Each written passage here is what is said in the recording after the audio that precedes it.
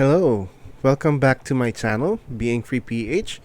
And for today, we'll be talking about starting capital or how much you need to have in order to invest.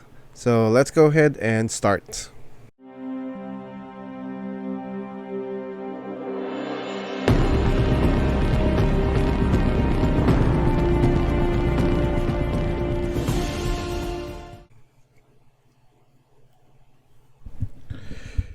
So again, for today, we'll be talking about investing 101 and how much your capital you need in order to invest. Again, this is for people who are just starting, no? Kung meron ka ng capital or emergency fund, then probably this is not for you. But maybe it's still good for you to listen, right? So, let's go ahead. Usually, when I talk about investing or the stock market or mutual fund, UITF, or any investment in particular, even in business, people ask me, how much do I need for capital? And most of the time, they ask me, what's the minimum, right? So I want to change that dynamic. So I don't want to answer how much is the minimum because it's the minimum. Parang you're not really into it. For me, it seems like you're not really into it if you're starting with the minimum. Why not start with a good enough capital, especially if you're going to the stock market and stuff like that? So, in this video today, I'll show you a basic formula. I'll show you right on the bat what's my formula when providing opinions or advice when somebody asks me how much capital do I need to start. Right. So for that, let's go ahead. Starting capital. How much? Basically, this is the formula that I tell them.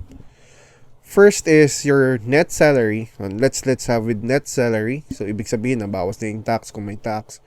Nabawal na SSS, Pag-ibig, PhilHealth, and everything else. Nabawas na yan. Times 20%. Times 11. And that would be your capital. So no matter how big your salary is, this is the formula that I follow. And let's say your starting cap or your salary, your net salary for 1 month is, let's say, 14,000. Actually, I think that's the basic for minimum wage here in Metro Manila. I think, no, I'm not really sure. Yeah, but in the provinces it's a little bit smaller for some, so I'm not sure already, right? But let's see. Let maybe just pull up a calculator, an Excel, and then compute with me. So for now, let's start with 14,000. And then you multiply that by 20%. So 14,000 and then 20%, that's about 2,800.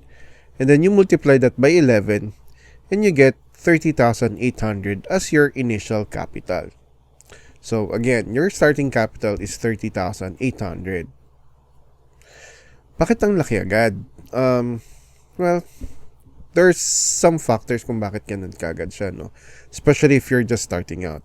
If you're starting out and wala ka pa talagang anything, like ngayon mo pa lang naisipan mag-invest or to manage your financial aspect of your life, then this is good for you. Bakit? Because with 30,800, that's a little big already in terms of if your salary is 14,000, then 30,800 is something really, really big. Meaning you need to change your lifestyle, hindi ka na kung ano usually na binibili mo, hindi mo na bibilhin, especially if hindi naman siya needed, right? So you're really forced to save up, right? So if you just follow that formula, then you're really forced to save if you really want to invest.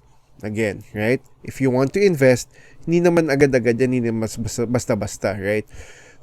But yes, there are some businesses or investments or maybe business na walang capital, then that's good, right? But if you're investing, especially sa stock market, UITF, mutual funds, even insurance, then you need to have this amount, right? So let's say you have that amount already. So what's next, right? Can you achieve your dream already, starting with that? Well, I would say, wait, hold your horses. Wait lang, okay? Hindi ka pa ready to invest agad. So with 30,800, this is what you need to do. Okay? So first is open another savings account. Better kung sa payroll account mo to para mas madaling mag-transfer. So open a savings account. Why do I need to open a savings account? Meron na ako eh. Para makita mo yung separate. Right? So you have your kung saan pumapasok yung sweldo mo, tas kung saan ka nagsisave. And you need to name this saving account as your emergency fund. Right? So you need to have an emergency fund. Especially now, right? Hindi natin alam kung ano nangyayari sa mundo. There's a lot of things that's going on with COVID-19 and everything else. With the uncertainty sa South China Sea or sa may West Philippine Sea. Especially Western countries are starting to go there and challenge China. So we don't know, no, kung ano nangyayari. And then sinasabi na may isa pang virus na somewhere sa China ulit. So we don't know. There's still a lot of things that is uncertain. So it's up to us to help ourselves, invest on ourselves first. So we need to save up on our emergency fund. So gaano ba kalaki ang emergency fund? Ang emergency fund usually or basically dapat times 12. Pero that's so hard, especially if you're starting out. Baka mawalan ka na ng gana, right? So for now, let's say times 6, right? So your emergency fund should be 6 times of your basic pay. Let's say net na rin para medyo makapag-save tayo talaga. So, for example, 14,000 times 6, that's 84,000. And with 2,800 a month, you need 30 months. So, that's about 30 months. Kano katagal yan? 12, almost 2.5 years. Right? So, medyo matagal-tagal. Right?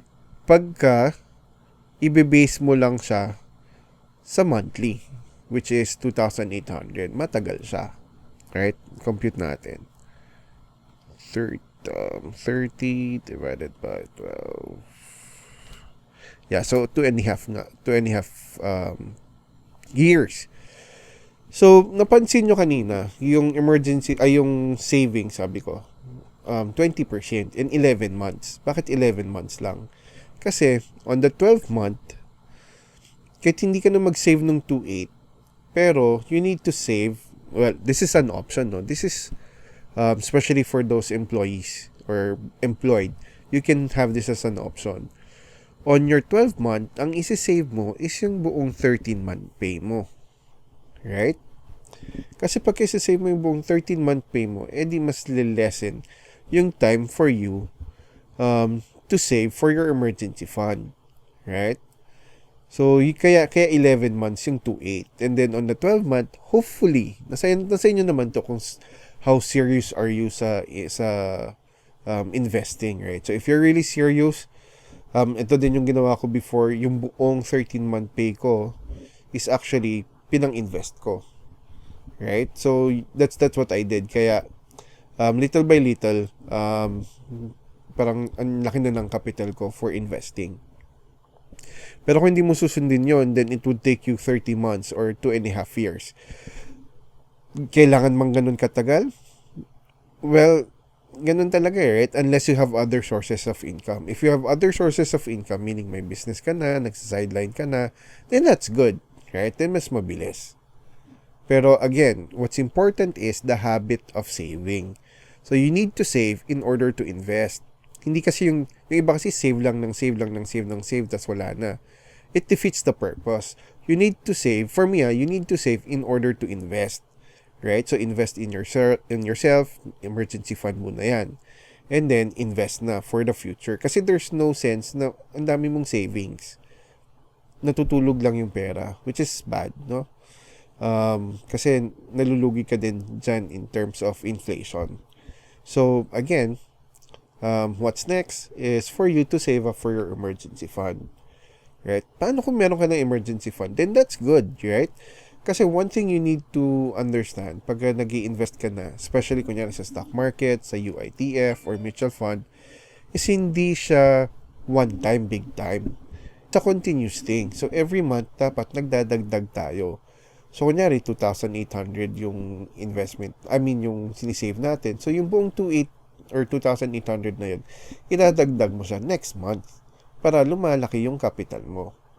Again, the higher the capital, the bigger the possibility na mas mataas yung income mo or yung return of investment. Alright? So, that's what's next, right? So, once you have that money, you build up your emergency fund. And then, that's the time that you ask this question, like how to invest, right?